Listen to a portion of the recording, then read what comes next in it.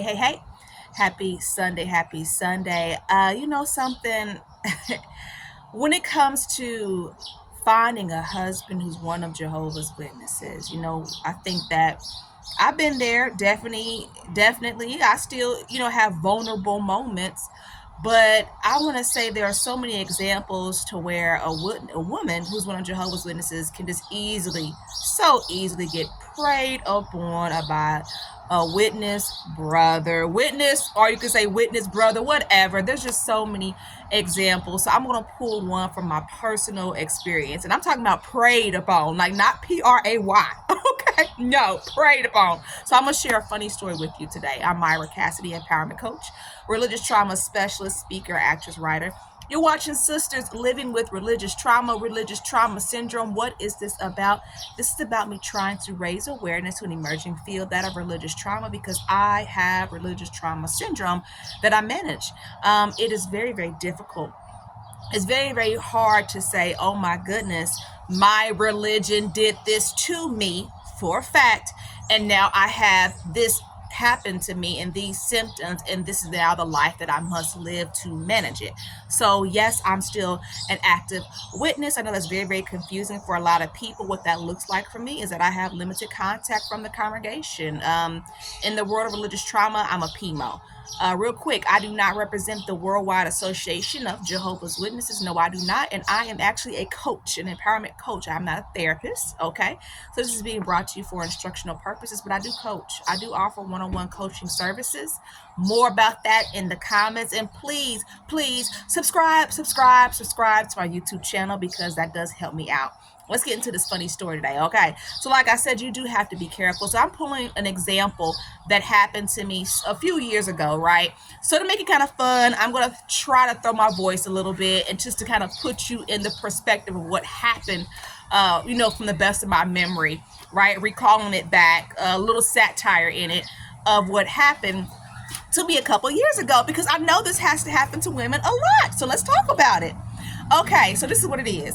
I get a call on my phone through Facebook, right? I look at my phone. The first thing I noticed was this African brother's picture, and under it says JW. First of all, right there, okay? That's what made me answer the phone, because you go, well, who's this brother who's a witness calling me? Let me answer. See, right there, okay? Now, mind you, right, I have like that I'm a JW coach in my description and everything like that, for the purpose of coaching and stuff like that. There's also certain witnesses that literally have on their profiles JW, and you look at it, you're like single, whatever. Okay, long story short, this is why I picked up the phone, is my point. Okay, because I've noticed that about certain people who are Jehovah's Witnesses, like right there on their profile, they put JW, and that helps you connect with other people of the religion. Okay, long story short. So and this is actually before I went inactive for those 2 years. If you know my journeys, this was quite a few years ago.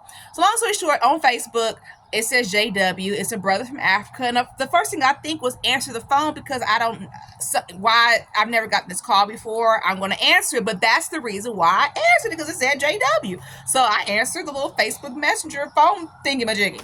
And, there's this brother on the other end, okay? He's like, hello, my sister. I'm like, hello? Yeah, brother, how can I help you? Hello, my sister. We've been friends on Facebook for quite some time, my sister. I'm like, yeah, okay. Well, what can I do for you, brother? How can I help you? I wanted to call you and ask you a question about how is the ministry in your side of the world? Yes, how are the ministry? How is door to door where you are from?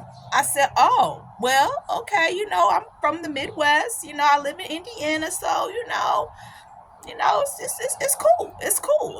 We have different types of, ministry that we do. I'm just sharing all the information. Our territory looks a little different. I'm sure it's like that in Africa too. Sometimes you knock on a door, it says, no soliciting. You got to be prepared for what's next on that. Sometimes they get right out bold with it. No Jehovah's Witnesses. Do not knock on my door. No, not today, not ever. You just kind of got to know, your territory and how to conduct. I'm just talking. Oh, yes, my sister. Yeah, so now I'm trying to be courteous. So, well, what's ministry like for you? Yes, my sister. Yes, we don't have paved streets. And so, the climate is hot. Yeah, I bet it's hot because, it's Africa. Yeah, I wouldn't probably last too long in that climate, actually. I don't think that would work for me too well. We just having this little conversation about the ministry. Okay, it's fine. All of a sudden, I'm like, well, brother, nice talking with you. So I'll see you again in paradise. Because whenever you say see you again in paradise, that's a code word, right? That's a code phrase. See you again in paradise. Don't call me no more. That's what that means. Yeah, bye-bye. Don't call me no more, please. But here you go. This is when the conversation turns. Oh, okay. Yes, my sister. Yes, my sister. My sister, are you married? Are you single? That's what he says. Are you single, my sister? And I'm going, actually, my brother, I'm divorced. And this is when the conversation got interesting. Because this is what this brother from Africa gonna say to me. He said, oh, my sister, you divorced? Are you still a witness, my sister? I got so offended. Because if you know my journey, I'm a survivor of domestic violence. I was fighting hard for that marriage. I had to get out that situation or lose my life. Make a choice, make a decision. So I got real offended. I said, what? I said, as a matter of fact, my brother, yes, I am. And let me tell you what happened to me. And I started telling him my whole story about domestic violence. And then just like most people want to know, right? Even people who are not Jehovah's Witnesses, when I share my story, they want to know, oh, my sister, was he a witness, my sister? I said, yes, my brother, he was a baptized witness. Yup. Yes, my brother, he was a baptized witness. And I told 17 elders about him physically abusing me. 17? You told the elders, my sister? 17? 1, 7? I said, what, brother?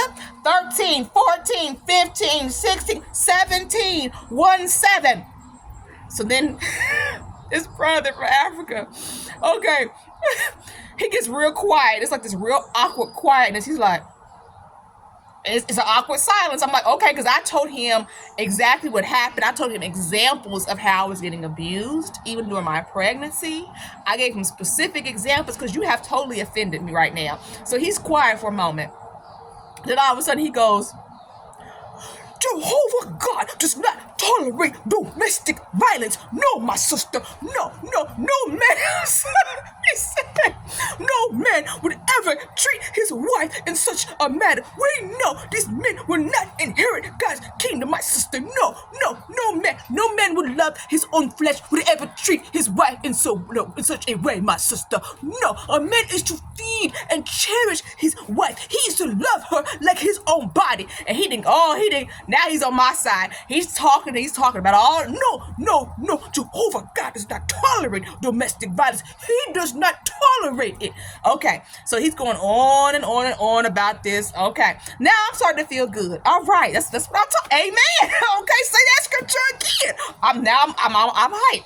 I'm hyped because now you get it. You on my side. Thank you for validating my concerns. Thank you very much. Yes. So after he goes into this big long spiel about that, I come right on back around to it.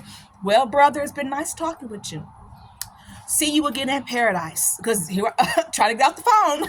Okay, see you again in paradise. Oh, okay, my sister. Yes, I've enjoyed talking to you too. Are you free on Tuesday this time? Do you work? What do you do? What job do you have? I said, what?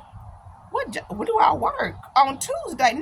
No, brother, no, that's okay. I'll see you again in the new world. See you again in paradise. Oh, Tuesday's not good for you. What about Thursday? Is Thursday good for you? I was like, no, bro, I will see you again. Oh, I will call you on Saturday. I'll call you Saturday this time. I'm like, now you done went from asking me, could you call me? Now you telling me you gonna call. I said, brother, I'm hanging up the phone now. I hung up the phone. I said, you know what? This was all manipulation. I didn't block the number.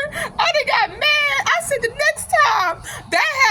me. And it did actually happen another time. I was like, nope, no answer. No answer. I don't know when in the past this person became my Facebook friend. Nope, no more. No, block, no, do not. So I want to share that story because, oh my goodness. I mean, it's almost like, because you don't think when you get a phone call, oh, well, maybe it's just me. Can't say for everybody, right? That was my normal reaction. I saw JW, so you think, oh, this is one of my brothers, or even if it was a female, this is one of my sisters. I'm going to pick up the phone and see at least what they want. Let me at least see what they want. Nah.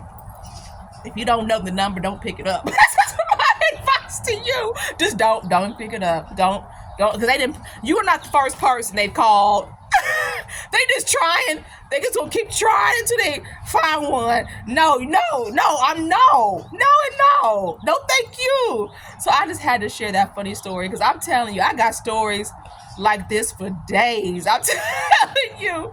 But that's what I wanted to share with you today. So I hope you are having a fun Sunday. Happy Sunday to you. And remember, please, to heal yourself, heal your children. Okay, it takes time. It is definitely a marathon, not a sprint. So do what you gotta do. Protect yourself, protect your children, heal correctly. Happy Sunday.